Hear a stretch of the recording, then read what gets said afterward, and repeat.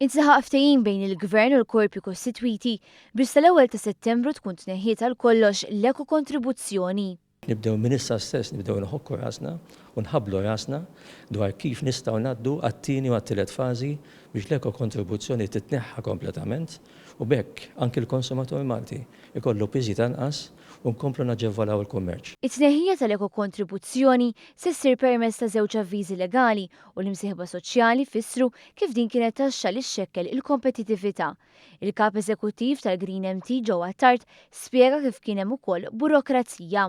Dak li kien qed ixekkel lin-negozju permezz ta' din l-imbirka eko kontribuzzjoni jew taxxa jitneħħa kompletament u ma nimxux kif imxejna fil-passat fejn jidħol skart tal-ippakeġġjar u jkun hemm eżenzjoni għal min japplika u nżidu dawn il-burokraziji. Dawk li se jkunu jistgħu jibbenefikaw mit-tneħħija tal-eko kontribuzzjoni huma dawk li jitlu fi skema awtorizzata jew li jintrabtu formalment li jirregolaw lilhom infushom. Il-kap eżekuttiv ta' Greenpack Mario Xkembri qal li riċiklaġġ jinvolvi ħafna spejjeż u għalhekk l-isfida hi li jitleħħu l-miri bl-irħas mod possibbli.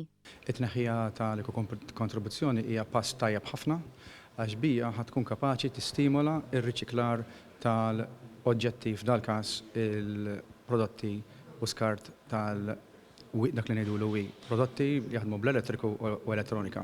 Il-President tal-Kamra Maltija tal-Kummerċ, Intrapriża u Industrija Anton Borġ qal li permezz ta' tneħħija tal-eko kontribuzzjoni il-Gvern qed joffri l-alternattiva ta' skemi differenti. Ħadet ukoll ħsieb il-problema li kien hemm dak li seħħu l-historical waste li dan li ġej mid-2007.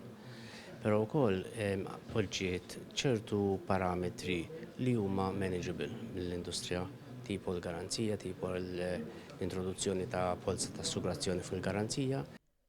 Kull min jażel jibbenefika minn din il-miżura jista' jażel bejn li jkun suġġett għal garanzija bankarja jew inkella jidħol fi skema ta' assigurazzjoni dwar l-iskart b'mod li jissodisfa l-regolatur tal-Gvern, jiġifieri il-MEPA.